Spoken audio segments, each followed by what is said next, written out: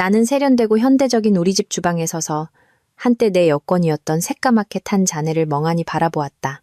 마지막 연기 한 줄기가 수입 대리석 아일랜드 식탁 위로 피어오르면서 코끝에 플라스틱 타는 매캐한 냄새가 스쳤다.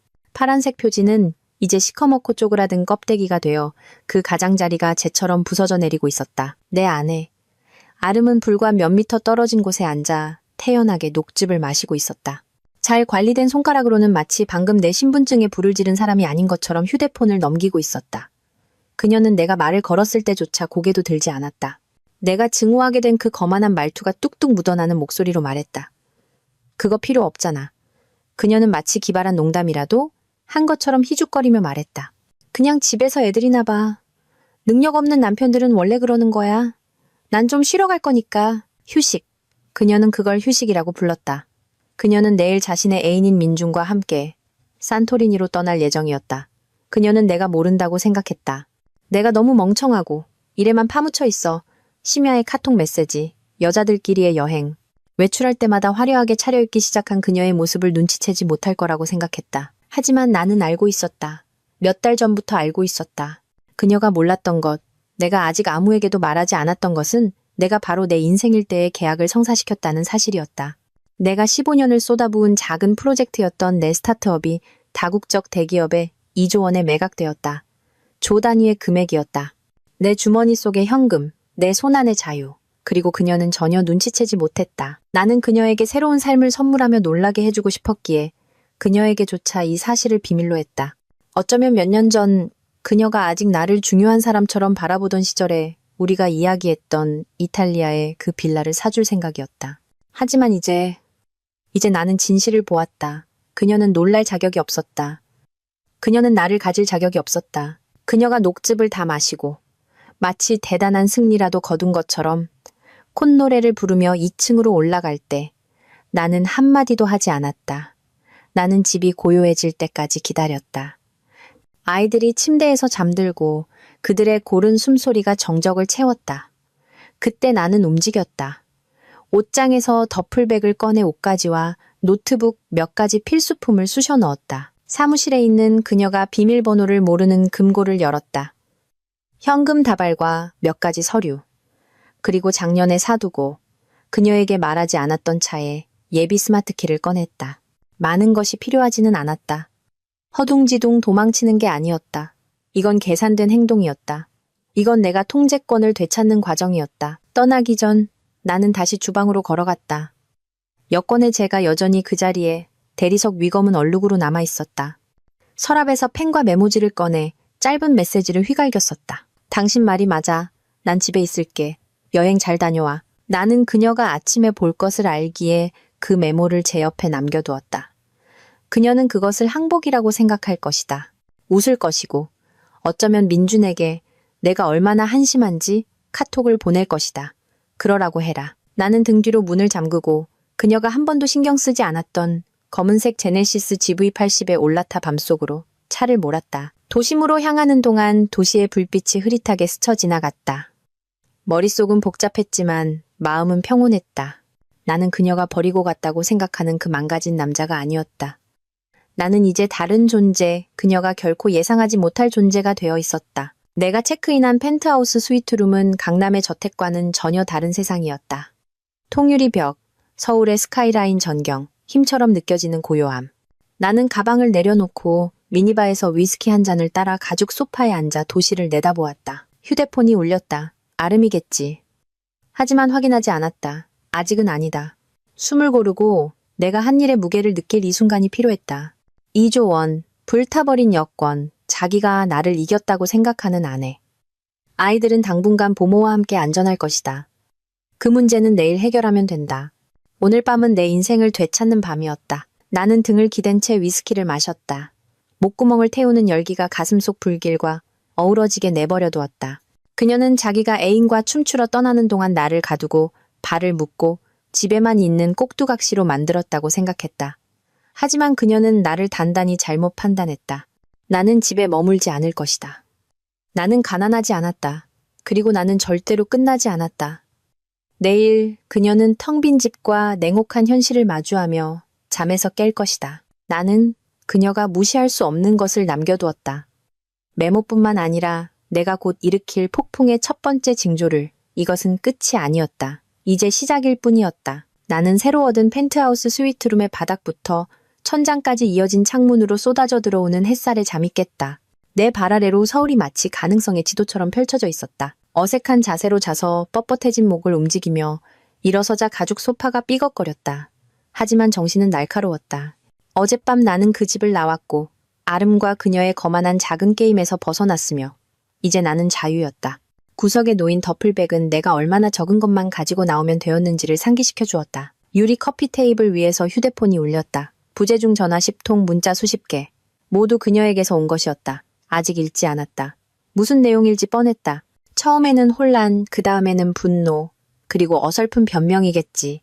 그녀는 텅 빈 침대, 사라진 남편, 그리고 내 여권에 제 옆에 놓인 그 메모를 보고 잠에서 깼을 것이다.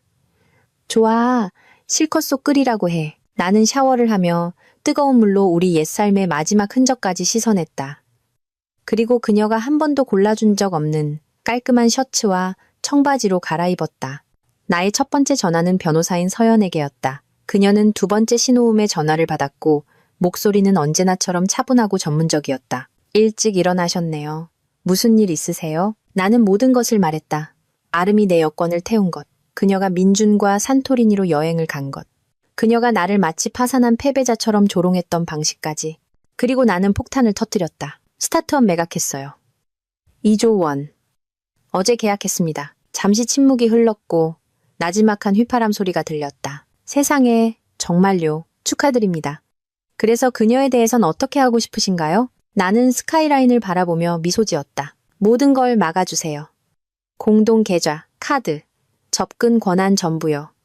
정오까지 동결시키고 싶습니다. 다음으로 나는 사업 파트너이자 힘든 시절 내 곁을 지켜준 유일한 친구인 현우에게 전화했다.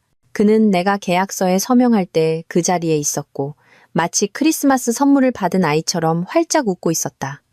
넌 천재야. 그는 그때 그렇게 말했다. 그리고 지금 내가 아름을 떠났다고 말하자 그는 웃었다. 이제야 정신 차렸군. 계획은 뭐야? 나는 몇몇 사람들을 만나 조각들을 맞춰나가야 한다고 말했다. 그는 매각 소식이 새어나가면 언론을 막아주겠다고 제안했다. 당분간 내 이름은 조용히 묻어두자. 나는 동의했다. 신중함이 나의 무기였다. 정오 무렵 서연에게서 문자가 왔다. 처리 완료. 계좌 동결.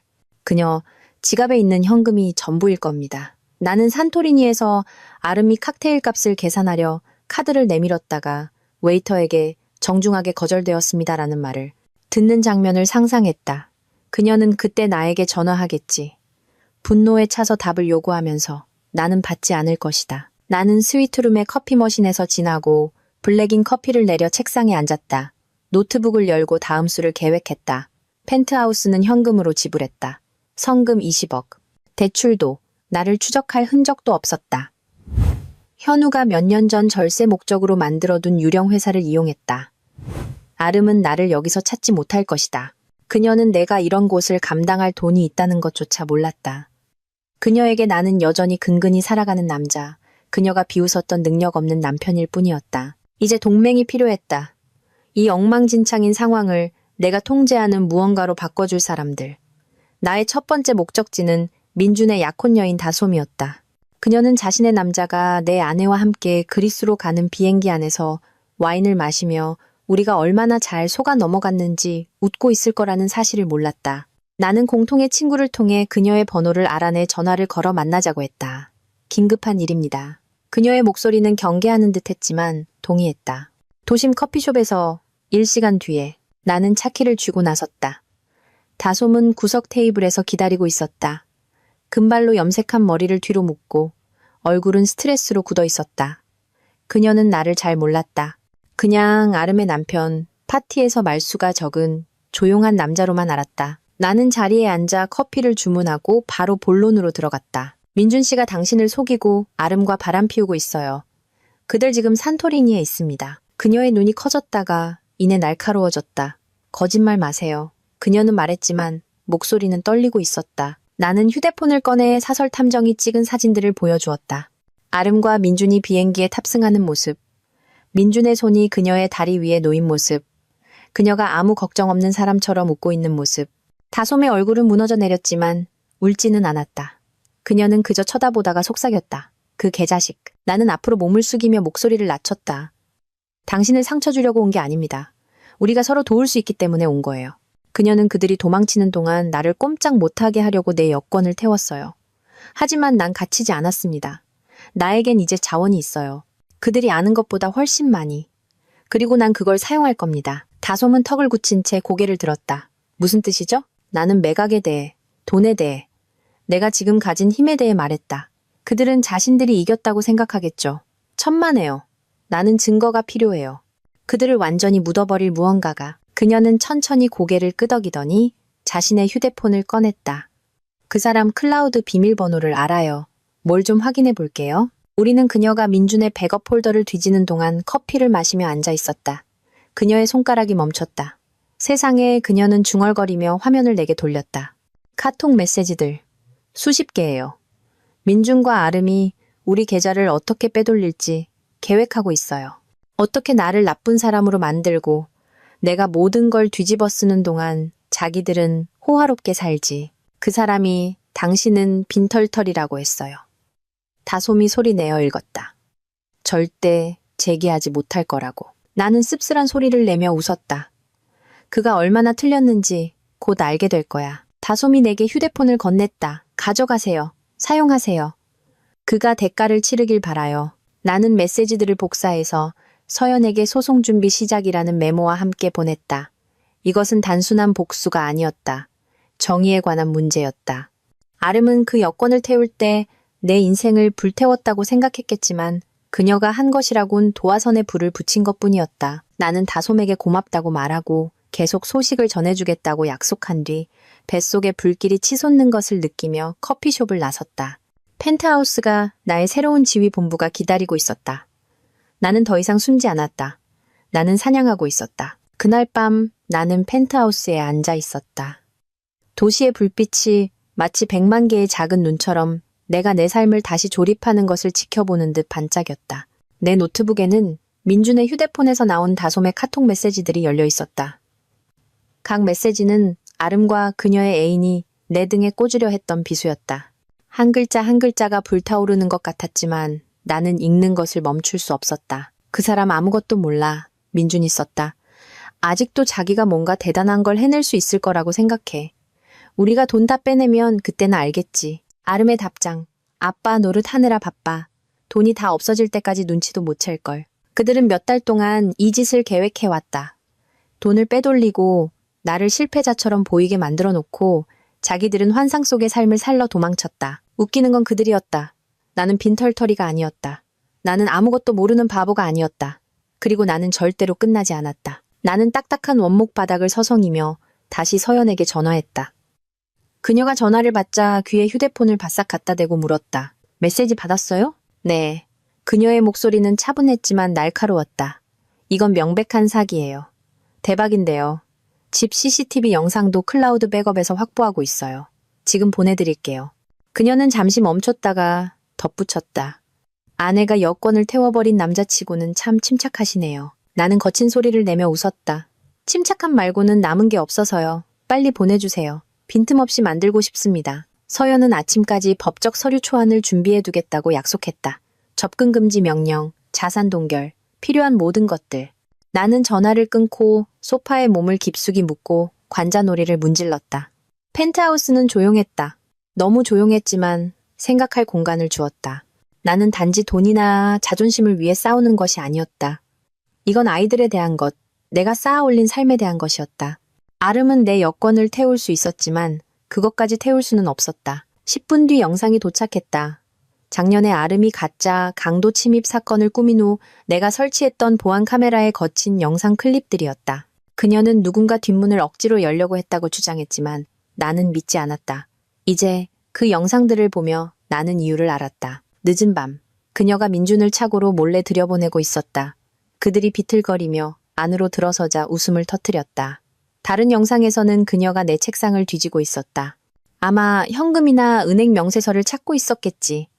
그녀는 심지어 한 번은 카메라를 향해 손을 흔들며 내가 절대 확인하지 않을 거라고 생각하며 나를 조롱했다. 멍청한 짓이었다. 나는 그 모든 순간을 저장했다. 서연을 위해 태그를 달았다. 이것은 단지 증거가 아니었다. 이것은 탄약이었다. 휴대폰이 다시 울렸다. 여보, 어디야?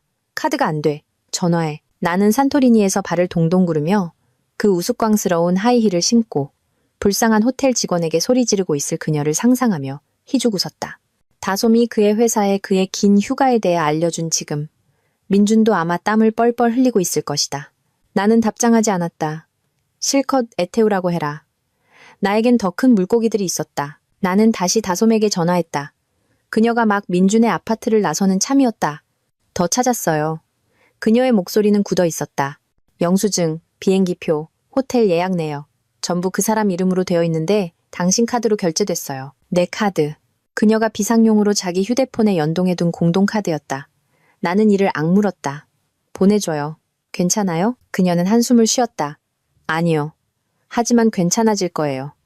그 사람이 이대로 빠져나가게 두진 않을 거예요. 나는 그녀의 강단이 마음에 들었다.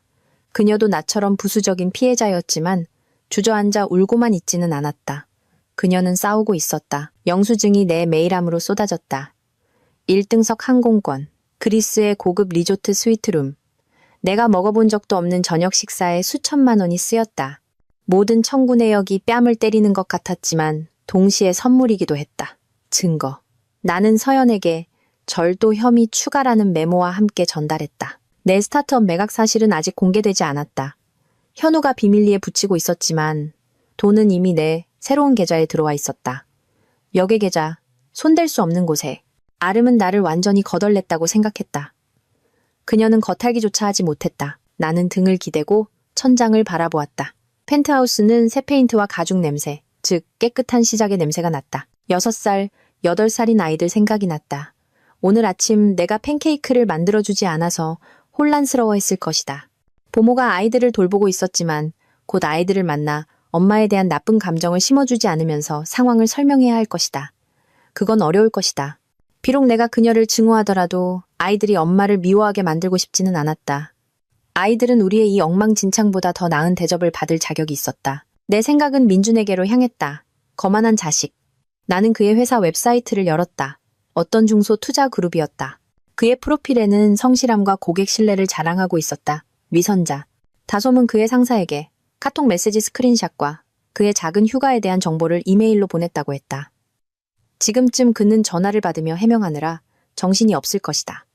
그러다 목이 메어버렸으면 좋겠다. 노트북에서는 영상이 계속 재생되었다. 내 집, 내 공간에서 마치 자기들 소유인 양 행동하는 아름과 민준의 모습이 반복되었다. 한 영상에서는 그녀가 내 여권을 태우는 모습이 담겨 있었다. 집게로 여권을 가스레인지 불 위에 올려놓고 불이 붙자 낄낄거렸다. 잘 가, 루저. 그녀는 그렇게 말하며 여권을 조리대 위에 떨어뜨렸다. 나는 그 장면을 정지시켜 저장했다. 그것이 증거 A였다. 명백한 악의적인 의도. 서연이 아주 좋아할 것이다. 나는 일어서서 스트레칭을 하고 창가로 걸어갔다. 도시는 내 전쟁과는 무관하게 윙윙거렸다. 나는 단지 나 자신을 보호하기 위해 증거를 모으는 것이 아니었다. 나는 그들을 묻어버릴 소송을 준비하고 있었다. 절도, 사기, 어쩌면 재물 손괴까지. 나는 그녀가 감옥에 가는 것에는 관심이 없었다. 나는 단지 그녀가 재정적으로, 사회적으로 완전히 발가벗겨지길 원했다. 민준도 마찬가지였다. 모든 것을 잃는 것이 어떤 기분인지 그들도 느껴보게 해주고 싶었다. 다솜에게서 다시 문자가 왔다. 그 사람이 전화해요. 안 받고 있어요. 나는 답장했다. 계속 무시해요. 강하게 버텨요. 그녀는 엄지척 이모티콘을 보냈다. 나는 매분 매초 그녀가 더 좋아졌다. 그녀는 단지 피해자가 아니었다. 그녀가 알든 모르든 그녀는 이제 이 일의 파트너였다. 나는 다시 자리에 앉아 빈 문서를 열었다. 진짜 계획이 구체화되고 있었다. 방어뿐만 아니라 공격까지. 나는 그들을 폭로할 것이다. 시끄러운 비난이 아니라 조용하고 부인할 수 없는 사실들로. 기자 친구 한 명이 있었다. 예전에 내가 기술 기사 소스를 제공해 도와준 적이 있어 내게 빚을 졌다. 그녀는 이걸 좋아할 것이다. 강남 사모님의 배신, 돈, 섹스, 막장 드라마의 모든 요소. 나는 그녀에게 이메일을 보냈다. 특종 있어. 당분간은 오프 더 레코드야. 내일 커피 어때? 그녀는 물 것이다. 나는 벌써 헤드라인이 눈에 보이는 듯 했다. 시계는 자정을 넘겼지만 나는 피곤하지 않았다. 아드레날린이 나를 날카롭게 유지했다. 모든 문자, 모든 영상, 모든 영수증은 내가 쌓아 올리는 벽의 벽돌이었다. 그들이 절대 넘어올 수 없는 벽. 아름은 나를 자기 인생에서 불태워 없애버리려 했다. 그녀는 자기가 방금 내게 성냥을 건네주었다는 사실을 몰랐다. 나는 펜트하우스 책상에 앉아 있었다. 노트북 화면은 그 저주스러운 카톡 메시지와 영상들로 빛나고 있었지만 내 마음은 더 이상 그것들에 있지 않았다. 내 생각은 멀리, 아주 멀리 12년 전 아름과 내가 처음 만났던 그 시작으로 거슬러 올라갔다. 그때 나는 그저 초라한 코더였다. 기름 냄새와 묵은 커피 냄새가 나는 반지하 사무실에서 낡은 노트북의 등을 구부리고 있었다. 그녀는 친구와 함께 들어왔다.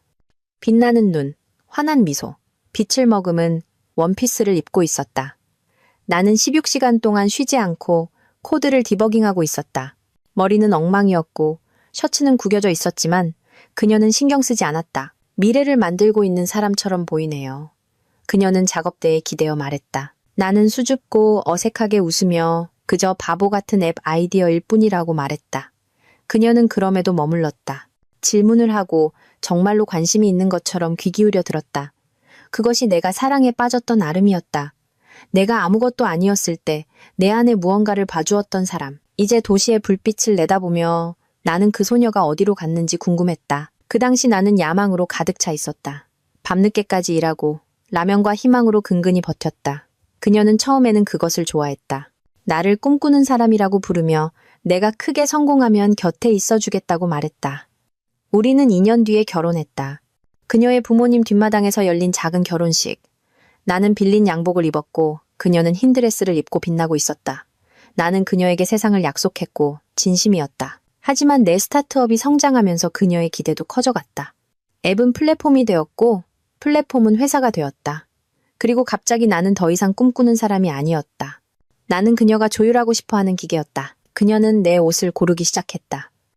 이제 투자자들을 만나야 하니 내 낡은 청바지는 창피하다고 말했다. 내 대학 동기들은 너무 촌스럽다며 대신 자신의 세련된 친구들 쪽으로 나를 이끌었다. 심지어 내 가족도 냉대를 받았다. 그녀는 우리 엄마나 형 준호와의 저녁 식사를 피하기 위해 핑계를 댔다. 자기 바이브와 맞지 않는다고 했다. 나는 그 모든 것을 그냥 내버려 두었다. 지금 와서 가장 가슴 아픈 부분이다. 나는 무언가 진짜 오래 지속될 것을 만드는데 너무 집중한 나머지 그녀가 나를 자신의 액세서리로 재구성하고 있다는 것을 보지 못했다. 사무실에서의 늦은 밤은 단지 일 때문만은 아니었다. 그것은 그녀의 끊임없는 잔소리로부터의 탈출구였다. 내가 더 이상 재미없다는 그녀의 작은 비난들. 그녀는 사치, 지위, 인스타그램 속의 삶을 원했다. 반면 나는 여전히 어떤 갈라 파티에서 샴페인을 홀짝이는 것보다 버그를 고치는 것을 더 좋아하는 사람이었다. 시간이 지나면서 나는 그녀에 의해 선별된 버전의 내가 되었다. 깔끔하게 면도하고 단추를 끝까지 채우고 그녀의 파티에서는 조용히 있는 사람. 그녀가 나를 그렇게 훈련시켰기 때문이다. 나는 그것이 타협이라고 생각했다. 아니었다. 그것은 통제였다. 여권을 태운 것. 그것이 그녀의 마지막 수였다. 내가 더 이상 중요하지 않다는 그녀의 방식. 집에나 있어. 그녀는 마치 내가 자기가 민중과 도망가는 동안 묶어둘 수 있는 애완견이라도 되는 것처럼 비웃었다. 그녀는 단지 나를 그림에서 지우고 싶었던 게 아니었다. 그녀는 나를 작고 무력하게 그녀의 빛나는 새 이야기 속 각주로 만들고 싶었다. 나는 펜트하우스 싱크대에서 물 한 잔을 따라 벌컥벌컥 마셨다. 기억이 나를 더 세게 덮쳤다. 12년, 두 아이, 내가 벽돌 하나하나 쌓아 올린 삶.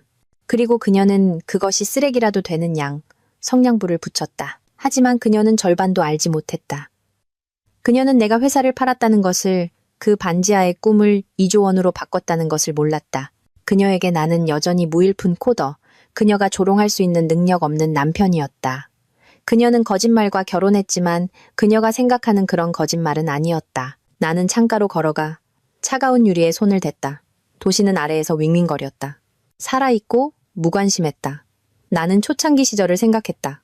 우리가 감당할 수 없는 여행에 대해 꿈꾸며 밤늦게까지 깨어있던 날들, 언젠가 내가 냅킨에 그렸던 피렌체의 그 빌라처럼. 그녀는 웃으며 언젠가 내가 성공하면 가자고 했다. 나는 성공했다. 정말로. 그리고 지금 나는 혼자 펜트하우스에 있고 그녀는 산토리니에서 자기를 차지했다고 생각하는 남자와 와인을 마시고 있다. 그 아이러니가 내 속을 뒤틀었다. 나는 우리를 위해, 아이들을 위해 무언가를 만드는데 몇 년을 바쳤는데 그녀는 그것을 바람 피우는 것과 선탠으로 바꿔버렸다. 휴대폰이 울렸다. 그녀에게서 온 또 다른 문자. 장난치지 마. 돈은 어딨어? 나는 답장하지 않았다. 카드가 계속 거절될 때, 민준의 약속이 허공에 흩어질 때 그녀는 곧 알게 될 것이다. 나는 더 이상 그녀가 결혼했던 그 남자가 아니었다. 그녀가 마음대로 빚을 수 있었던 순진한 몽상가가 아니었다. 나는 이제 다른 존재였다. 그녀가 얕잡아 본 무언가, 집 CCTV 영상, 다솜에게서 온 카톡, 영수증들. 그것들은 모두 퍼즐 조각이었다. 하지만 이것은 단지 증거에 관한 것이 아니었다. 이것은 내가 그녀를 만나기 전에 나를 기억하는 것에 관한 것이었다. 나는 다시 아이들 생각을 했다. 그녀가 소셜미디어를 위해 아이들을 작은 인형처럼 꾸몄던 방식. 내가 아이들을 귀여운 브런치 카페 대신 공원에 데려갔을 때 그녀가 눈을 흘겼던 방식. 그녀는 우리 가족을 자신의 배경으로 만들어버렸다. 그리고 나는 그렇게 하도록 내버려뒀다. 더 이상은 안 된다.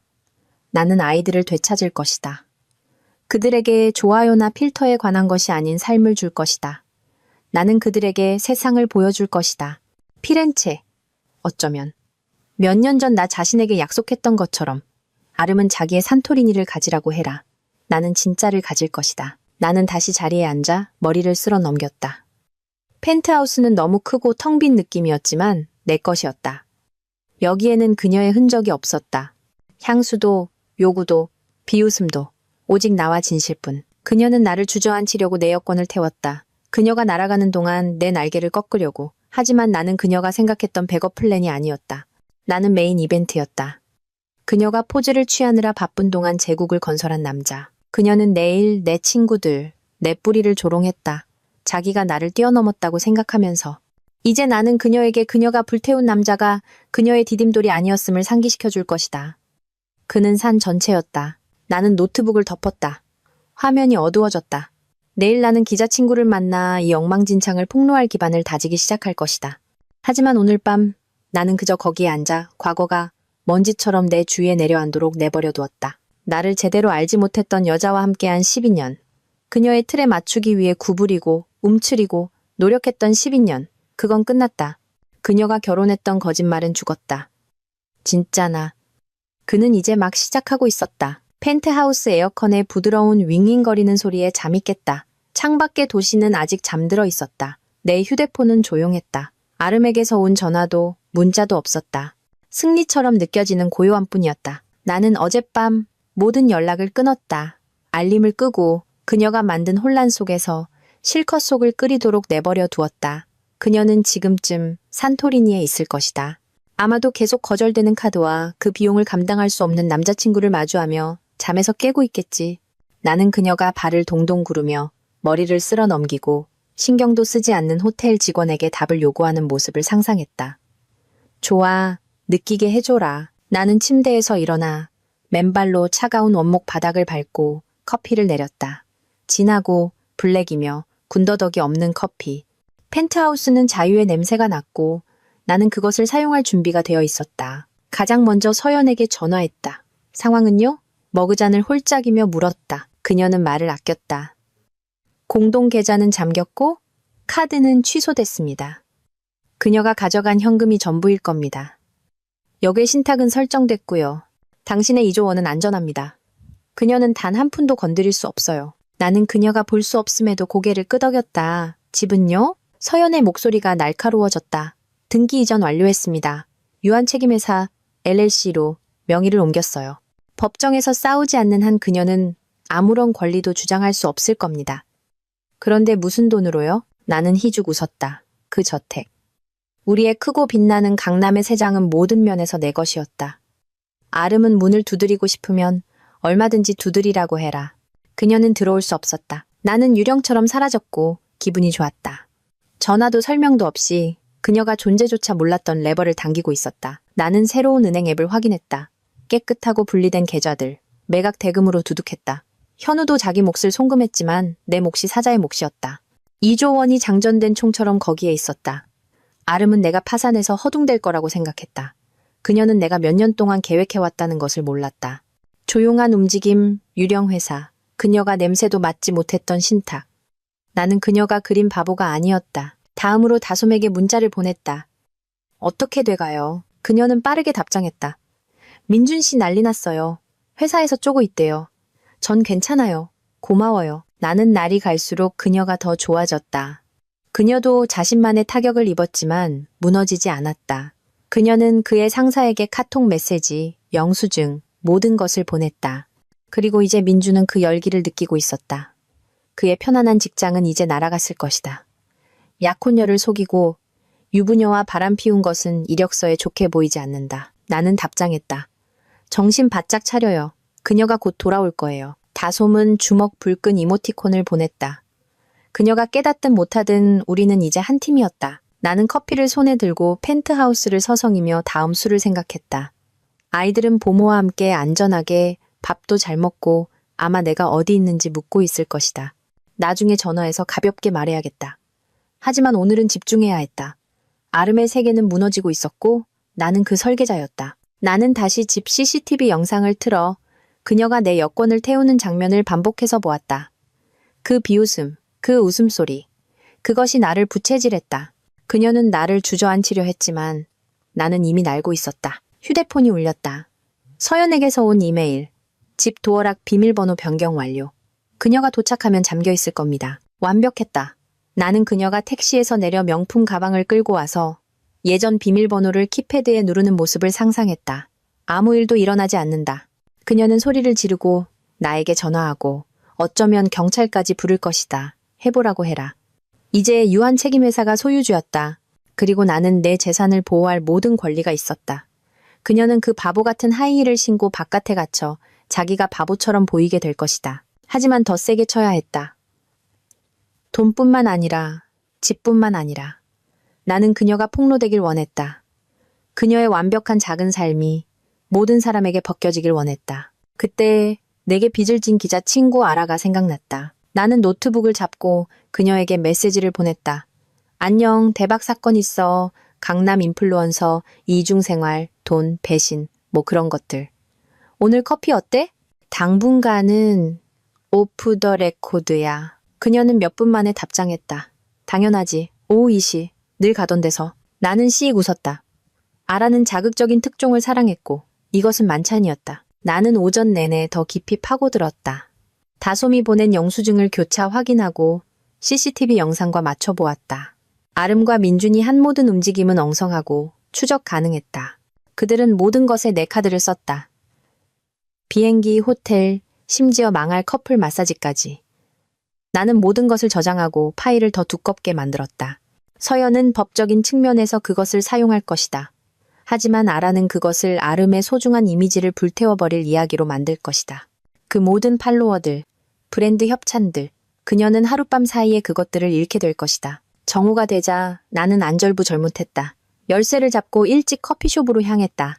그곳은 조용했고 몇몇 사람들이 노트북을 두드리고 있었다. 나는 구석 테이블에 앉아 블랙커피를 주문하고 기다렸다. 아라는 정시에 나타났다. 검은 머리를 뒤로 묶고 노트북은 이미 꺼내져 있었다. 달라 보이네요. 그녀는 내 맞은편 자리로 미끄러져 들어오며 말했다. 나는 어깨를 으쓱했다. 새로운 장이죠. 준비됐어요? 그녀는 눈을 빛내며 몸을 앞으로 숙였다. 털어놔요. 나는 모호하게 말했다. 아직 이름은 밝히지 않았다. 뼈대만, 강남의 아내, 불륜. 그녀가 망쳤다고 생각한 남편. 그녀는 자기가 애인과 도망가는 동안 나를 집에 묶어두려고 내 여권을 태웠어요. 나는 말했다. 내가 파산했다고 생각하죠. 난 아니에요. 아라의 페니 페이지 위를 날아다녔다. 반전이네요. 나는 커피를 마시며 등을 기댔다. 방금 제 회사를 팔았어요. 2조 원에요. 그녀는 몰라요. 아라는 나지막이 휘파람을 불었다. 정말 대단한 미끼네요. 계획이 뭐예요? 나는 특집 기사를 원한다고 말했다. 나에 대한 것이 아니라 아직은. 하지만 아름 같은 사람들이 사는 조용한 재정적 학대, 가짜 삶에 대한 것, 그녀가 중심이에요. 나는 말했다. 그녀와 그녀의 애인. 세상이 보게 해줘요. 아라는 고개를 끄덕이며 휘갈겼었다. 당분간은 익명으로 내보낼 수 있어요. 소식통에 따르면 그런 분위기로요. 준비되면 실명을 공개하죠. 나는 동의했다. 타이밍이 전부였다. 아름은 곧 돌아올 것이고 나는 그녀가 가장 예상치 못할 때 이 기사가 터지길 원했다. 우리는 세부 사항을 조율했다. 그녀가 어떻게 기사를 구성할지, 내가 다음에 무엇을 보낼지, 내가 떠날 때쯤 계획은 확고해졌다. 펜트하우스로 돌아와 휴대폰을 확인했다. 또 아름이었다. 이건 미친 짓이야. 전화 받아. 나는 받지 않았다. 유령 프로토콜이 발효 중이었다. 그녀는 내일 도착해서 잠긴 집, 사라진 돈, 민준의 무너지는 삶을 발견할 것이다. 나는 여기, 조용하고 손댈 수 없는 곳에서 줄을 당기고 있을 것이다. 그녀는 나를 가두려고 내 여권을 태웠다. 나는 나 자신을 해방시키기 위해 그녀의 세계를 불태웠다. 나는 펜트하우스 창가에 서서 커피를 손에 들고 내 발 아래에서 깨어나는 도시를 지켜보았다. 아름이 산토리니로 떠난 지 3일째 되는 날이었고 오늘 그녀는 내가 설치한 덫으로 곧장 돌아올 것이었다. 내 휴대폰은 아침 내내 조용했다. 문자도 전화도 없었다. 폭풍 전의 고요함 뿐이었다. 서연은 모든 것을 확인해 주었다. 집 비밀번호는 변경되었고 계좌는 동결되었으며 유한 책임회사는 제자리에 있었다. 아름은 벽돌담으로 걸어가고 있었다. 그리고 나는 그 충격을 완화해주기 위해 그곳에 없었다. 죄책감은 들지 않았다. 여권 사건 이후, 카톡 메시지 이후, 그 CCTV 영상에서 그녀가 민준과 웃는 모습을 본 이후 죄책감은 없었다. 그녀는 제 무덤을 팠다. 이제 그 안에서 자면될 일이다. 나는 노트북으로 비행 추적기를 확인했다. 그녀의 비행기는 정오에 도착할 예정이었다. 나는 그녀가 공항을 활보하는 모습을 상상했다. 명품 선글라스를 끼고 완벽한 삶으로 돌아올 것을 기대하면서. 대신 그녀는 잠긴 문과 그녀의 기도에 응답하지 않는 은행 계좌를 발견할 것이다. 민준도 아마 그녀와 함께 있겠지. 다솜의 행동 이후 자신의 세계가 무너지는 가운데 땀을 뻘뻘 흘리며 변명거리를 찾고 있을 것이다. 나는 커피를 마시며 희죽 웃었다. 그들은 서로에게 딱 어울렸다. 잔해 속에서 허둥대는 두 거짓말쟁이. 나는 물론 집에 없었다. 나는 원격으로 CCTV를 지켜보고 있었고 앱은 내 휴대폰에 열려 있었다. 보모는 어젯밤 아이들을 자기 집으로 데려갔다. 내 짓이었고 질문은 없었다. 나중에 아이들에게 전화해서 출장 중이라고 말할 것이다. 간단하게 아이들은 이 부분을 볼 필요가 없었다. 오늘 아침 영상은 텅 빈 진입로를 보여주었고 저택은 유령 도시처럼 서 있었다. 나는 그녀가 곧 나타날 것을, 카메라가 모든 것을 포착할 것을 알기에 기다렸다. 오후 1시경 내 휴대폰이 울렸다. 현관 카메라의 움직임 감지 알림. 그녀였다. 아름이 택시에서 내렸다. 머리는 약간 헝클어져 있었고 얼굴은 짜증으로 굳어 있었다. 그녀는 여행 가방을 키패드로 끌고 가 예전 비밀번호를 눌렀다. 아무 일도 없었다. 그녀는 더 세게 다시 시도했고 그러고는 문에 주먹을 날렸다. 나는 볼륨을 높여 그녀가 대체 뭐야? 라고 소리치는 것을 들었다. 그녀는 휴대폰을 꺼내 아마 나에게 전화하고 있었겠지만 나는 어젯밤 그녀의 번호를 차단했다. 그녀의 비명을 들을 필요는 없었다. 그녀는 현관을 서성였고 하이힐이 딸깍거렸다. 그러고는 뒷문을 시도했다. 잠겨 있었다. 그녀는 문을 찾고 마이크에 잡힐 만큼 큰 소리로 욕을 했고 계단에 앉아 머리를 감쌌다. 나는 소파에 등을 기대고 그녀가 무너지는 것을 지켜보았다. 그녀는 거기서 더 작아 보였다. 온라인에서 연기하던 여왕보다는 장난감을 잃어버린 아이 같았다. 그녀의 여행 가방은 옆에 놓여 있었다. 그녀가 더 이상 감당할 수 없는 옷으로 가득 찬 밝은 분홍색의 흉물. 나는 미안하지 않았다. 그녀는 내 여권을 태우고 나를 조롱하고 민준과 도망치면서 자기가 이겼다고 생각했다. 이것은 그녀의 모닝콜이었다. 차갑고 혹독하며 너무 늦은 휴대폰이 울렸다. 서연이었다. 집에 있네요. 계속 저렇게 돌아다니면 경찰이 출동할 수도 있어요. 괜찮으시겠어요? 나는 속으로 고개를 끄덕였다. 네, 해보라고 하세요. 이제 제 소유니까요. 그녀는 발붙일 곳이 없어요. 서연이 킥킥 웃었다. 이 일로 당신을 엄청 미워하겠네요. 나는 그녀가 볼 수 없음에도 어깨를 으쓱했다. 어차피 미워했어요. 이걸로 공식화된 것뿐이죠. 아름이 밖에서 서성이는 동안 나는 할 일이 있었다. 나는 최근에 엄마 생각을 많이 했다. 아빠가 떠난 후 엄마가 어떻게 나와 형을 혼자 키웠는지, 어떻게 엄마가 항상 내가 큰일을 해낼 거라고 말했는지. 엄마는 5년 전 암으로 돌아가셨고 나는 그 이후로 엄마 이름으로 재단을 시작하고 싶었다. 아름은 번번이 반대했다. 충분히 화려하지 않다며 자기 인플루언서 친구들처럼 진짜 투자에 집중해야 한다고 말했다. 헛소리. 이제 매각 대금으로 나는 제대로 할 수 있었다. 나는 현우에게 전화했다. 야, 아직 그 비영리 단체 사람 번호 가지고 있어? 그는 가지고 있었다. 지금 보내줄게. 무슨 일인데? 나는 그에게 말했다. 엄마 재단, 교육 장학금, 나 같은 아이들을 위한 기술 지원. 그는 조용해졌다가 말했다. 어머니가 정말 좋아하셨을 거야, 친구. 나도 낄게. 필요한 거 있으면 뭐든지 말해. 나는 오후 내내 마커스라는 똑똑한 비영리 단체 사람과 통화했다. 우리는 계획을 세웠다. 시작 자금 50억, 장학금, 코딩 캠프, 모두 엄마 이름으로. 기분이 좋았다. 단지 나를 위해서가 아니라 엄마를 위해 의미 있는 것을 짓는 것 같았다. 아름은 좋아요보다 유산을 절대 이해하지 못했다. 전화를 끊었을 때 서류 작업은 진행 중이었다. 내일 서명할 것이다. CCTV를 다시 보니 아름은 사라졌다. 택시가 다시 왔나 보다. 아마 호텔에 체크인해서 남은 현금을 쓰고 있겠지. 그녀가 내 문제가 아닌 한 어디로 가든 상관없었다. 나는 위스키를 따르고 앉아서 그녀에게 편지를 썼다. 이메일도 문자도 아니었다. 구식의 펜과 종이, 짧게 썼다. 당신은 내 꿈의 여행에 다른 남자를 데려가기 위해 내 여권을 태웠지. 그래서 나는 당신이 결혼이라 부르던 환상을 불태웠어. 당신이 환상을 좇는 걸 막지는 않겠어. 하지만 그건 나 없이, 내가 세운 제국 없이 하게 될 거야. 나는 편지를 봉하고 집 주소로 보냈다. 우편함에 내일쯤 들어갈 것이다. 그녀가 어떻게 다시 들어갈 방법을 알아내면 언젠가는 찾겠지. 나는 등을 기대고 위스키를 마시며 가슴속에 타는 듯한 느낌이 가라앉도록 내버려 두었다. 펜트하우스는 조용했지만 더 이상 텅 빈 느낌은 아니었다. 내 것 같았다. 아이들은 괜찮을 것이다. 곧 만나서 이 혼란에서 벗어나 재밌는 곳으로 데려가야겠다. 아름, 그녀는 현실로 돌아왔고 그것은 그녀가 기대했던 부드러운 착륙이 아니었다. CCTV는 그녀의 붕괴를 포착했고 서연의 파일에 추가될 또 다른 조각이었지만 나는 다시 볼 필요가 없었다. 나는 충분히 보았다. 시계가 저녁 8시를 가리켰다. 나는 일어서서 스트레칭을 하고 창가로 걸어갔다. 도시는 빛나고 살아 움직이는 동안 아름의 세계는 줄어들었다. 그녀는 나를 자기 인생에서 불태워 없애고 민중과 춤추러 떠나는 동안 나를 꼼짝 못하게 할 수 있다고 생각했다. 하지만 나는 갇히지 않았다. 나는 자유로웠다. 몇 년 만에 가장 자유로웠다. 재단은 나의 시작이었고 진짜 무언가의 한 조각이었다. 그녀는 편지를 받고 그 글자들을 읽고 이것이 더 이상 그녀의 게임이 아니라는 것을 알게 될 것이다. 이것은 내 것이었고 나는 이제 막 워밍업을 하고 있었다. 나는 펜트하우스 창가에서 내리는 비가 유리를 두드리는 소리에 잠이 깼다.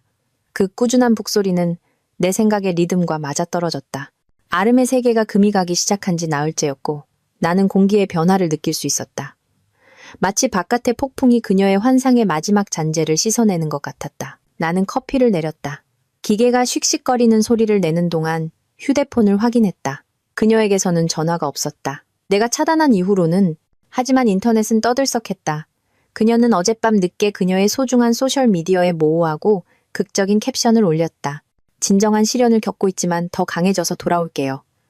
나는 머그잔에 대고 코웃음을 쳤다. 전형적인 아름이었다. 자신의 혼란을 슬픈 이야기로 포장하고 좋아요와 동정을 구걸하는 것. 그녀는 다가올 일의 절반도 알지 못했다. 나는 어제 영상에서 집 CCTV를 다시 틀었다. 그녀가 현관을 서성이고 휴대폰에 대고 소리치고 여행 가방을 들고 힘없이 사라지는 모습. 아마 호텔에 묵고 있겠지. 민준이 돌아왔다면 그의 집일 수도 있고 중요하지 않았다. 그녀는 허둥대고 있었고 나는 침착했다. 서연에게서 문자가 왔다. 변호사를 선임했더군요. 실력 없는 사람으로요. 그가 할 수 있는 건 아무것도 없어요. 혼전계약서는 철통 같습니다. 나는 씩 웃었다. 그 혼전계약서? 우리가 서명할 때 그녀는 웃었다. 내가 별 볼 일 없을 것이기 때문에 무의미하다고 했다. 이제 그것은 그녀를 내 수십억 원에서 가두는 우리였다. 비는 더 거세졌고 나는 책상에 앉아 노트북을 열었다. 유리에 줄무늬를 남겼다. 아라의 기사는 1시간 전에 공개되었다. 가면 뒤에서 영향력이 통제가 될 때, 그리고 이미 퍼지고 있었다. 그녀는 내가 요청한 대로 익명으로 처리했다. 아직 이름은 없었다. 단지 남편의 재정을 조작하면서 애인과 이중생활을 한 강남 인플루언서일 뿐. 세부 사항은 모호했지만 사람들이 속삭이게 만들 만큼 아름의 팔로워들이 그녀의 최신 게시물을 찡그리며 궁금해하게 만들 만큼 날카로웠다. 나는 SNS를 스크롤하며 여론이 형성되는 것을 지켜보았다. 내가 아는 사람이랑 비슷한데 한 사용자가 썼다. 이런 가짜 완벽한 아내들이 최악이야. 다른 사람이 말했다. 나는 답장하지 않았다. 그럴 필요가 없었다. 씨앗은 심어졌다. 아라에게서 문자가 왔다. 기사 터졌어요. 댓글 난리 났네요. 괜찮으세요? 나는 답장했다. 완벽해요. 좀 더 끓게 둬요. 그녀는 불 이모티콘을 보냈다. 나는 커피를 마시며 등을 기대고 온기가 퍼지는 것을 느꼈다. 아름의 모든 게임은 그녀의 이미지였다. 그 선별된 사진들, 축복받은 캡션들, 그녀의 하이라이트와 핸드백 비용을 지불해준 브랜드 협찬들. 이제 그것은 무너지고 있었고 그녀는 아직 이유조차 몰랐다. 그녀의 팔로워들은 동정심 유발 작전에 속지 않았다. 너무 많은 사람들이 기사를 보았다. 너무 많은 사람들이 점들을 연결하고 있었다. 나는 그녀가 거기서 아마도 휴대폰을 새로 고침하며 좋아요가 느려지는 것을 지켜보고 있을 것이라고 생각했다. 그녀는 그것을 오류라고 부를 것이다. 알고리즘 탓을 할 것이다. 하지만 진실은 더 차가웠다. 사람들은 거짓말 냄새를 맡았다. 그녀가 모아온 얕은 인플루언서 친구들은 이미 거리를 두기 시작했다. 나는 그녀의 계정에서 그것을 보았다. 평소 무리로부터의 댓글이 줄었다. 요감한 무리의 하트 눈, 이모티콘도 없었다. 브랜드들이 다음 차례일 것이다. 그들은 조용히 그녀를 버릴 것이다. 이메일도 없이 그냥 서서히 사라질 것이다. 그녀는 모래 위에 성을 지었다. 그리고 파도가 밀려오고 있었다. 익명의 이메일이 팝업되었다. 이름도 없고 그냥 임시 주소였다. 그녀는 당신을 조롱하곤 했어요. 그렇게 쓰여 있었다. 당신을 자기의 작은 돈나무라고 불렀죠. 당신은 줏대가 없어서 절대 떠나지 못할 거라고 했어요. 당신이 그녀가 틀렸다는 걸 증명해줘서 기쁘네요. 나는 턱을 굳힌 채 그것을 쳐다보았다. 그녀의 측근 중 하나일까? 아니면 와인 나이트에서 그녀가 푸념했던 사람일까? 누구인지는 중요하지 않았다. 그것은 내가 의심했던 것을 확인시켜 주었다. 그녀는 나를 존중한 적이 없었다. 단지 자신의 소품으로 사용했을 뿐. 나는 그것을 저장하고 서연에게 전달했다. 벽에 또 다른 벽돌 하나. 비는 계속 내렸다. 도시 위로 회색 커튼이 드리워졌다. 나는 일어서서 스트레칭을 하고 창가로 걸어갔다. 아름은 손상 통제 모드에 있었지만 그녀에게는 남은 도구가 없었다. 돈도 집도 기댈 남편도 없었다. 민준도 쓸모없었다. 다솜이 그의 경력을 망가뜨렸고 그는 햄버거나 뒤집는 일을 유지한다면 운이 좋은 것이다. 나는 그들이 어딘가에 틀어박혀 누구 탓인지 싸우고 그들의 원대한 계획이 재가 된 모습을 상상했다. 그녀는 나를 짓밟기 위해 내 여권을 태웠지만 그녀가 한 것이라곤 자신의 도화선에 불을 붙인 것뿐이었다. 나는 다시 CCTV를 확인했다. 새로운 것은 없었다. 텅 빈 집뿐. 진입로에 비가 고여 있었다. 그녀는 아직 돌아오지 않았다. 아마 어딘가에서 상처를 앓고 있겠지. 나는 신경 쓰지 않았다. 내 초점은 바뀌고 있었다. 그녀보다는 나에게 더 재단 서류는 준비되었다. 내일 마커스와 함께 서명할 것이다. 시작 자금 50억.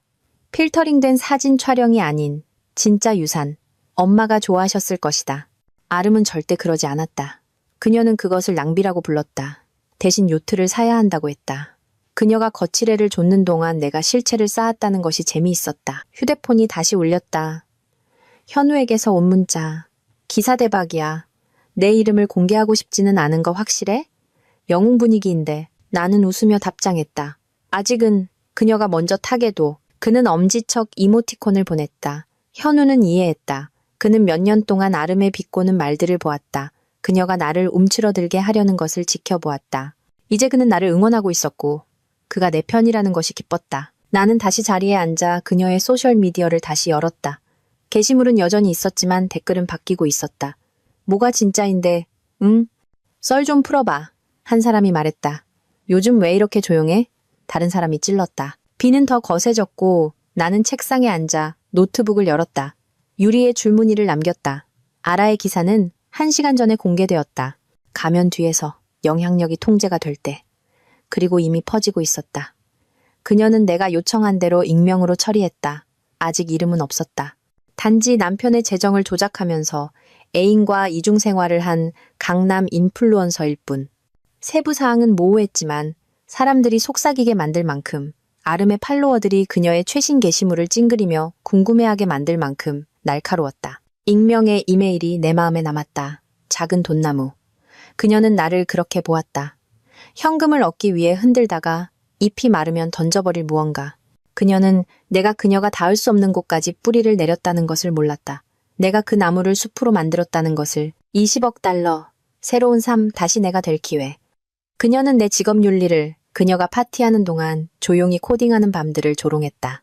이제 그 일이 그녀의 모든 게임을 뿌리 뽑았다. 나는 위스키를 따랐다. 밖에서는 비가 꾸준히 내리고 있었다. 기사는 시작에 불과했다. 내가 신호를 주면 아라는 더 많은 것을 준비하고 있었다. 아름의 해고 통지서는 생방송 중이었고 불은 번지고 있었다. 그녀는 내일 더 적은 팔로워, 더 차가운 친구들, 그녀가 더 이상 속일 수 없는 삶을 마주하며 잠에서 깰 것이다. 나는 의기양양하지 않았다. 아직은. 이것은 기쁨에 관한 것이 아니었다. 이것은 정의에 관한 것이었다. 그녀는 나를 자기 이야기에서 불태워 없애려 했다. 이제 내가 결말을 쓰고 있었고 그것은 그녀가 통제할 수 있는 것이 아니었다. 나는 미소 짓지 않았다. 그러기엔 너무 많은 분노가 있었다. 하지만 나는 변화를 느꼈다. 그녀는 통제해 모든 사람이 그녀의 연기를 믿어주는 것에 번성했다. 이제 가면이 미끄러지고 있었고 그녀는 그것을 다시 붙일 수 없었다. 아름은 어젯밤 문자를 보냈다. 그녀의 번호가 아니었다. 내가 차단했으니 아마 친구의 전화였을 것이다. 우리 얘기 좀 해야 해. 사람 많은 곳에서 제발. 나는 답장하기 전에 10분 동안 그것을 쳐다보았다. 조아, 정호, 종로에 있는 그 식당에서 나는 그녀를 보고 싶지 않았다. 그녀의 목소리를 듣고 싶지 않았다. 하지만 나는 마지막으로 한번 그녀의 눈을 마주 볼 필요가 있었다. 그녀가 안절부절못할지, 거짓말을 할지, 아니면 마침내 무너질지 보기 위해서. 식당은 중립적인 장소였고 그녀가 소란을 피울 수 없을 만큼 붐볐다. 나는 그녀의 말을 들어주고 그런 다음 영원히 떠날 것이다. 시계가 11시 30분을 가리키자 나는 재킷을 집었다. 그녀가 골라준 것이 아닌 평범한 검은색 재킷. 운전은 짧았고 식당 주차장으로 들어서는 동안 도시는 내 주위에서 윙윙거렸다. 그녀는 이미 와 있었다. 창가 부스에 앉아 있었다. 머리는 뒤로 묶고 얼굴에는 평소에 화장이 없었다. 그녀는 피곤해 보였다. 어쩐지 더 작아 보였다. 마치 싸움이 그녀의 기운을 다 빼앗아간 것처럼 나는 그녀 맞은편 자리로 미끄러져 들어가 표정을 무표정하게 유지했다. 웨이트리스가 왔고 나는 블랙커피, 설탕 없이 주문했다. 아름은 물잔을 만지작거렸다. 손톱은 깨져 있었고 매니큐어도 없었다. 그건 새로운 모습이었다. 당신 너무 잔인해. 그녀가 시작했다. 목소리는 느렸지만 날카로웠다.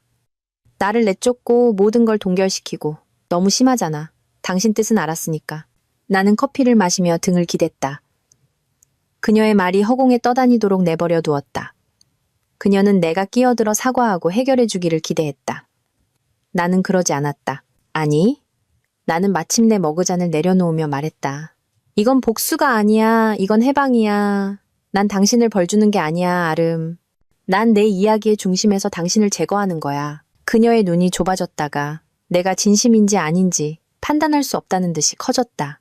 당신 이야기? 그녀가 쏘아붙였다. 우리 이야기는, 아이들은, 집은 당신이 그걸 불태웠잖아. 나는 목소리를 꾸준히 유지하며 말을 끊었다. 당신이 내 여권을 태우고 민준과 도망친 그 순간에 이제 와서 아내인 척하지 마. 그녀는 움찔했다.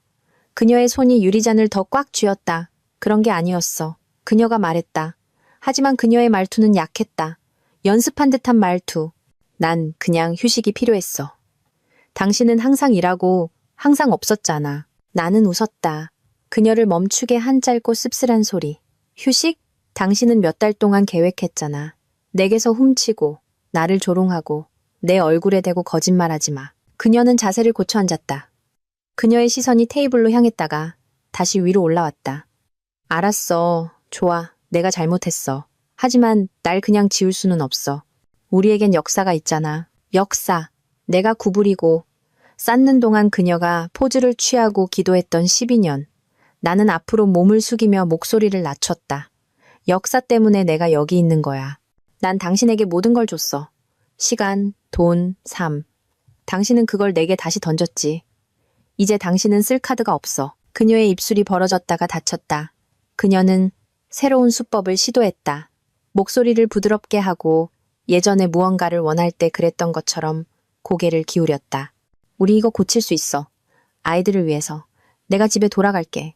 우리 해결하자, 여보. 아니, 나는 이번에는 더 날카롭게 말했다. 당신은 이해를 못하는구나. 당신이 돌아올 집은 없어. 그건 내 거야. 집, 돈, 내가 쌓은 삶. 당신은 더 이상 그 일부가 아니야. 그녀의 얼굴이 굳어졌다. 가면이 미끄러졌다. 이제 당신이 뭐 대단한 사람이라도 된 줄 알아? 나 없으면 당신은 무너질걸. 당신은 항상 내가 필요했잖아. 나는 손을 들어 그녀를 멈췄다. 내가 뭐가 필요했다고? 나를 꾸며주고 누가 되어야 할지 말해주는 거? 난 이제 그거 끝났어. 그리고 당신도 나와 끝났어. 그녀는 다음으로 위협을 시도했다. 목소리가 높아졌다. 나 이거 싸울 거야. 변호사, 법원. 난 절반을 가져갈 거야. 나는 재킷에서 혼전 계약서를 꺼내 테이블 위로 미끄러뜨렸다. 그녀는 몇 년 전 그것이 농담이라고 생각하며 웃으며 서명했다. 읽어봐. 내가 말했다. 당신이 받을 건 아무것도 없어. 단 한 푼도. 그녀의 눈이 페이지를 훑었고 숨이 멎었다. 이럴 순 말도 안 돼. 나는 일어서서 커피값으로 지폐 몇 장을 던졌다. 알고 보니 능력 없는 남편들은 장기전을 하면 꽤 잘하더라고. 잘 가, 아름. 나는 걸어 나왔다. 그녀의 시선이 내 등에 불타듯 꽂혔지만 나는 돌아보지 않았다. 밖의 공기는 상쾌했고 도시는 내 주위에서 살아 움직였다.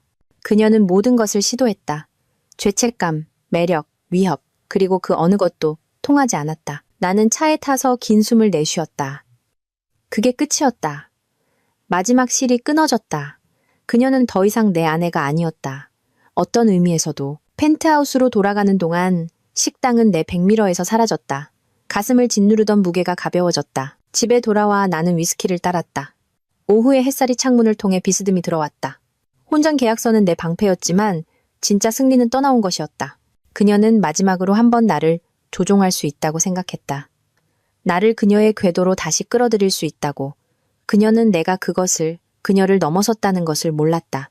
휴대폰이 울렸다. 알아였다. 기사 아직도 인기예요. 실명 공개할까요? 나는 답장했다. 곧. 좀 더 끓게 둬. 식당에서의 아름의 붕괴는 기사에 좋은 소재가 되었겠지만 나는 그것이 필요하지 않았다. 익명 버전으로도 지금은 충분했다. 나는 거기에 앉아 지푸라기라도 잡으려는 그녀를 생각했다.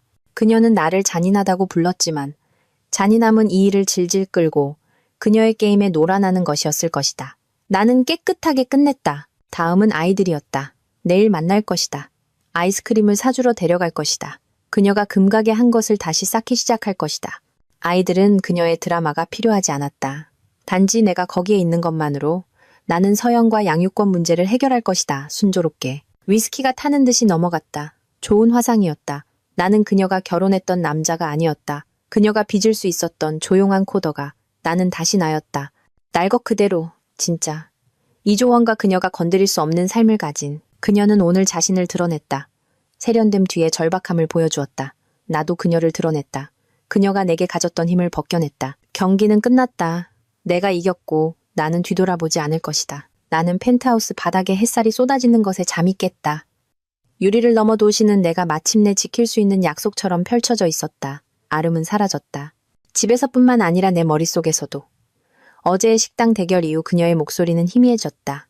나는 마지막 끈을 끊었고 그녀를 허공에 매달리게 했고 이제 오늘은 내 것이었다. 주방에서는 커피가 끓고 있었고 그 풍부한 향기가 공간을 채우는 동안 나는 내가 좋아하는 평범한 티셔츠와 청바지를 입었다. 그녀가 승인했을 옷이 아니었다. 휴대폰이 울렸다. 비영리 단체의 마커스였다. 서류 준비됐습니다. 10시에 뵙겠습니다. 나는 답장했다.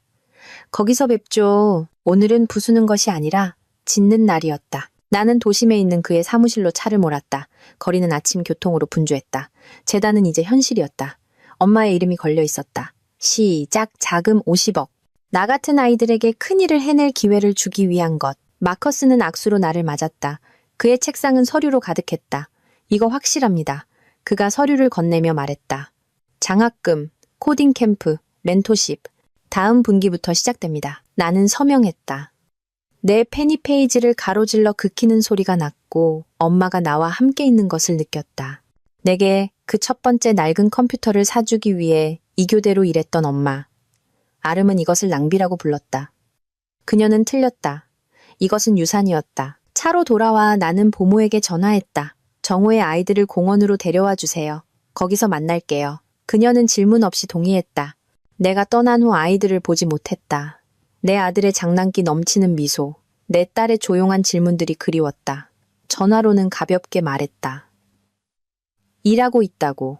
하지만 아이들은 그 이상을 받을 자격이 있었다. 공원은 중립적이고 개방적이며 새롭게 시작하기에 좋은 장소였다. 가는 길에 아이스크림을 샀다. 아들을 위해 초콜릿, 딸을 위해 딸기.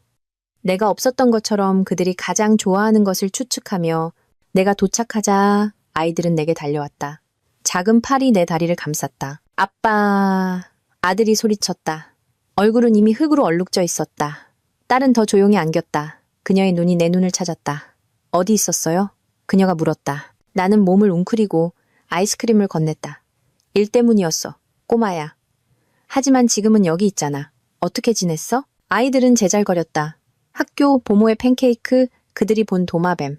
나는 들었다. 정말로 귀 기울여 들었다. 손에는 휴대폰도 없었고 배경에는 아름의 잔소리도 없었다. 우리는 벤치에 앉았다. 햇살은 따뜻했고 나는 곧 여행을 갈 것이라고 말했다. 어디요? 아들이 아이스크림을 흘리며 물었다. 피렌체. 내가 말했다. 이탈리아. 멋진 건물들, 맛있는 음식. 아이들은 활짝 웃었다.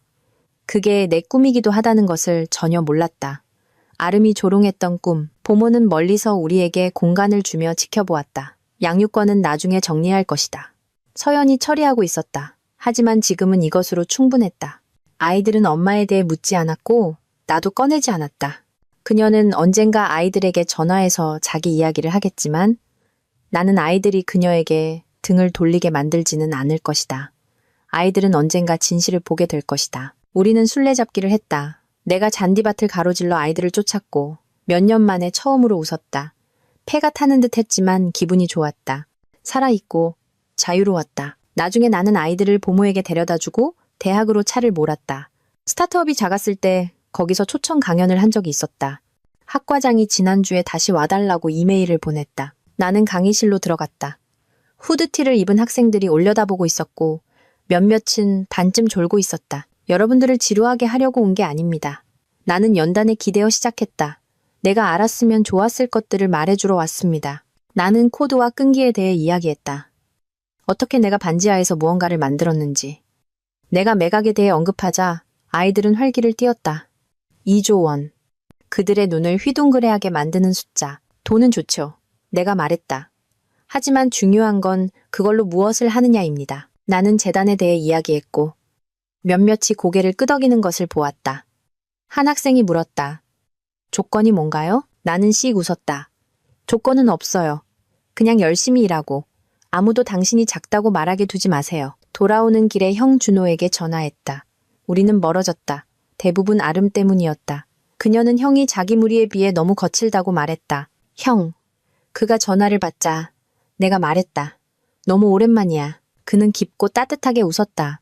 그러게 말이다. 괜찮냐? 아름에 대해 이상한 소문 들리던데. 나는 짧게 요약해서 말했다. 드라마 없이. 젠장. 그가 말했다. 이제 완전 상남자가 다 됐네. 곧 여행 가자. 나, 너, 그리고 애들. 나는 미소 지었다. 피렌체. 형도 껴. 그는 환호했다. 당연하지. 다음은 대학 시절 가장 친한 친구인 민석이었다. 아름은 그를 싫어했다. 옷차림이 별로라고 게으름뱅이라고 불렀다. 야, 그가 졸린 목소리로 대답했다. 살아있냐? 나는 그 어느 때보다 더 크게 웃었다. 피렌체. 나랑 준호랑 너도. 그는 신음하더니 킥킥 웃었다. 못 이기는 척 넘어가 주지. 갈게. 우리는 재건하고 있었다. 나, 준호, 민석, 그리고 아이들. 필터도 가짜도 없이 펜트하우스로 돌아와 나는 책상에 앉아 노트북을 열었다. 내가 비밀리에 개인적으로 코딩해왔던 플랫폼을 완성해야 했다. 나는 그것을 배로 외로라고 불렀다. 진실, 진정성. 완벽한 척하는 것이 아닌 진짜 목소리를 위한 공간. 아름의 세계는 좋아요와 거짓말이었다. 이것은 그 반대였다. 나는 타자를 쳤다. 줄줄이 흐르는 코드. 내 안에 오랜 코더가 깨어나고 있었다. 몇 시간이 지났고 해가 뉘엿뉘엿지고 있었다. 나는 만족스럽게 등을 기댔다. 완성되지는 않았지만 살아있었다. 나는 위스키를 따르고 발코니로 나갔다. 피렌체가 기다리고 있었다. 내 여행, 내 방식대로. 승인은 필요 없었다. 아이들의 웃음소리가 머릿속에 울렸다. 준호의 목소리, 민석의 미소. 재단은 굴러가고 있었다. 강의는 성공적이었다. 베로는 숨쉬고 있었다. 아름은 어딘가에서 허둥대고 있었지만 그녀는 더 이상 나를 소유하지 않았다. 나는 바뀌었다. 돈, 물론. 하지만 그 이상이었다. 자유, 목적, 그녀의 버전이 아닌 다시나. 도시는 아래에서 빛났다. 이제 내가 그릴 수 있는 캔버스. 2조 원은 열린 문들이었다. 하지만 이 가족, 진실이 열쇠였다. 나는 위스키를 마셨다. 바람이 얼굴에 시원하게 스쳤다. 유산 모두는 그녀를 상대로 이기는 것에 관한 것이 아니었다. 그것은 그녀를 넘어서 짓는 것에 관한 것이었다. 그리고 나는 이제 막 시작하고 있었다. 나는 리스본의 무대 위에 서 있었다. 기술 컨퍼런스가 내 주위에서 윙윙거렸고 관중석에서 수많은 얼굴들이 나를 올려다보고 있었다. 조명은 뜨거웠고 손에 든 마이크는 무거웠지만 나는 안정감을 느꼈다. 몇 년 만에 가장 안정적이었다. 아름이 내 여권을 태운 지 1년이 지났다. 내가 집을 나와 그녀의 세계를 뒤집어 놓은 지 1년. 이제 나는 여기 코더, 투자자, 몽상가들로 가득 찬 방에서 내 플랫폼, 내 진실인 배로를 공개하고 있었다. 내 뒤의 화면은 단순하고 대담하며 진짜인 로고로 빛나고 있었다. 진정성, 내 목소리가 웅성거림을 넘어 울려 퍼졌다. 책임감, 진실, 이것이 바로 그것에 관한 것입니다. 군중이 몸을 앞으로 숙였다. 휴대폰을 들고 녹화하고 있었다. 나는 긴장하지 않았다. 이것은 나였다. 날 것 그대로 준비된. 나는 배로를 코딩하는데 몇 달을 보냈다. 펜트하우스 발코니에서 노트북과 함께 밤을 지새웠고 도시의 불빛이 나의 유일한 동반자였다. 그것은 단지 앱이 아니었다. 그것은 아름이 번성했던 가짜 거짓말에 대한 가운데 손가락이었다. 사람들이 포즈를 취하지 않고 무언가를 만들 수 있는 공간. 나는 그들에게 그것을 설명했다. 오픈소스 기반, 암호화된 채팅, 거짓말을 퍼뜨리는 알고리즘 없음. 우리에겐 필터가 충분합니다. 내가 말했다. 이것은 그것들을 벗겨냅니다. 그들은 박수를 쳤다. 처음에는 잔물결이었고 그 다음에는 파도였다. 나는 앞줄에서 활짝 웃고 있는 준호를 보았다. 그 옆에 민석은 엄지를 치켜들고 있었다. 아이들은 보모와 함께 집에 있었지만 언젠가 여기 데려올 것이다. 아빠가 무엇을 할 수 있는지 보여줄 것이다. 시연이 끝나고 나는 무대에서 내려왔다. 질의응답이 다가오고 있었다. 기자들이 몰려들었다. 마이크가 내 얼굴에 들이밀어졌다. 스타트업으로 2조 원을 버셨다는데 사실입니까? 한 명이 물었다. 나는 고개를 끄덕였다. 네, 작년에 매각했습니다. 다른 사람이 끼어들었다. 아내분께서 당신을 배신했다는 소문이 있습니다. 그래서 이걸 만드신 건가요? 나는 잠시 멈췄다. 질문이 허공에 떠 있었다. 아름의 그림자는 여기까지 나를 따라왔다. 나는 미소 지으며 가볍게 말했다. 그녀는 제게 명확함을 주었습니다. 그것은 그녀가 가져간 그 어떤 것보다 더 가치 있는 것입니다. 그들은 휘갈겨 쓰고 고개를 끄덕이고 다음 질문으로 넘어갔다. 나는 그녀의 이름을 말하지 않았다. 아직은. 아라의 기사는 제 역할을 했고 아름의 이름은 어차피 온라인에서 진흙탕이었다. 칼을 비틀 필요는 없었다. 군중이 흩어지고 나는 물을 집었다. 말을 많이 해서 목이 말랐다. 준호가 내 등을 쳤다. 죽여줬어, 친구. 엄마가 자랑스러워하실 거야. 나는 시익 웃었다. 응, 그러셨을 거야. 민석이 끼어들었다. 이따 한잔하자. 억만장자인 네가 사는 거다. 나는 웃었다. 그 소리는 편안했다. 피렌체는 환상적이었다. 나, 준호, 민석, 그리고 아이들. 아르노 강가에서 젤라토를 먹었다. 스케줄도 필터도 없이. 이제 리스본은 우리 것이었다. 내가 얻어낸 승리의 행진. 한 여자가 다가왔다.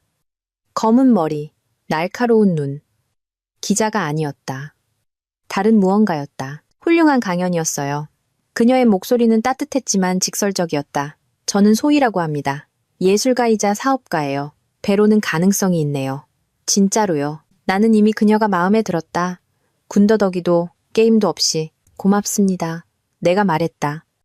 어떤 분야에 관심이 있으시죠? 그녀는 미소 지었다. 거기에 불꽃이 있었다. 저도 무언가를 만들고 있어요. 규모는 작지만 비슷한 분위기죠.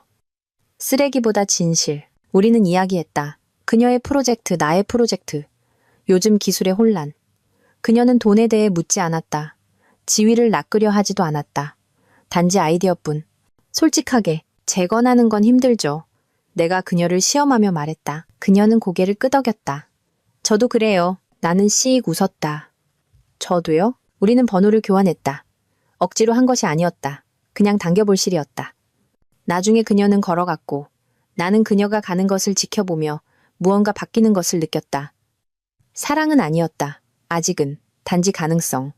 아름은 화려함과 통제였다. 소희는 불과 끈기처럼 느껴졌다. 나는 파트너가 필요하지 않았지만 마음을 닫지도 않았다. 역사의 올바른 편에 서는 것은 혼자 있는 것에 관한 것이 아니었다. 그것은 진짜가 되는 것에 관한 것이었다. 호텔로 돌아와 나는 발코니에 앉았다. 리스본의 불빛이 아래로 펼쳐져 있었다. 컨퍼런스는 온라인에서 떠들썩했고 베로는 트렌드에 올랐으며 내 이름이 그것과 연결되어 있었다. 그들은 나를 비전가, 컴백킹이라고 불렀다. 나는 라벨, 매각, 돈에는 신경 쓰지 않았다. 그것은 연료였지. 불이 아니었다. 불은 이것이었다. 재단이 번창하고 있었다. 엄마의 이름 덕분에 아이들이 코딩 캠프에 가고 있었다. 내 아이들이 다시 웃고 있었다. 이탈리아에 대해 물었다. 준호와 민석이 내 삶으로 돌아왔다. 베로가 숨쉬고 성장하고 있었다. 아름. 그녀는 이제 각주였다. 이혼은 끝났고 그녀의 계좌는 바닥났으며 팔로워들은 사라졌다. 그녀는 몇 달 전 복귀를 시도했지만 악플 세례를 받았다. 나는 더 이상 확인하지 않았다. 나는 그날 밤을 생각했다. 제가 된 여권, 그녀의 비웃음, 나의 조용한 퇴장. 그녀는 자기가 이겼다고 생각했다. 내가 작게 머물 거라고 생각했다. 하지만 나는 더 크게 불탔다. 그녀가 내 주위에 쌓은 거짓말을 불태웠다. 그녀가 나를 가둔 우리를. 이조원은 열린 문들이었다. 하지만 걸어 나온 것이 나를 구했다. 나는 복수를 위해서가 아니라 나를 위해 재건했다. 아이들은 소품이 아닌 아빠를 되찾았다. 나는 그녀의 가짜 친구들이 아닌 준호와 민석이라는 형제들을 가졌다. 그리고 이제 어쩌면 소희. 대본이 아닌 불꽃. 휴대폰이 울렸다. 현우였다. 론칭 대박이야. 투자자들이 전화하고 있어. 네가 돌아왔어, 친구. 나는 타자를 쳤다. 떠난 적 없어. 그냥 올바른 편을 찾았을 뿐이야. 그는 주먹불끈 이모티콘을 보냈다. 나는 등을 기댔다. 밤 공기는 시원했다. 리스본이 빛났다. 내가 정복한 도시. 하지만 진짜 승리는 더 조용했다. 여기, 온전한 나. 아름의 불은 나를 파괴하지 않았다. 그것은 길을 터주었고 내가 필요하지 않은 쓰레기를 태워버렸다. 나는 아내, 집. 내가 증오했던 내 자신의 버전을 잃었다. 나는 다른 모든 것을 얻었다. 나는 일어서서 스트레칭을 했다. 아래에서는 컨퍼런스의 소음이 희미해졌다. 베로는 이제 세상에 나왔다. 세상에 남긴 나의 흔적. 재단은 성장하고 있었다. 아이들은 내 것이었다. 그리고 소희의 번호가 내 휴대폰에 있었다. 어쩌면 만약에 나는 더 이상 아름에게 아무것도 증명할 필요가 없었다. 그녀는 자기가 시작한 게임에서 졌다. 나는 돈이나 명성의 올바른 편이 아니라 나의 올바른 편에 서 있었다. 그녀의 소음 아래 항상 존재했던 남자. 그녀가 결코 예상하지 못했던 사람. 나는 안으로 들어갔다. 발코니 문이 딸깍 닫혔다. 내일 나는 집으로 날아갈 것이다. 아이들, 준호, 민석, 내가 쌓은 삶. 어떤 불은 당신을 끝장내는 것이 아니라 새롭게 시작하게 만든다. 그리고 나는 밝게 불타고 있었다.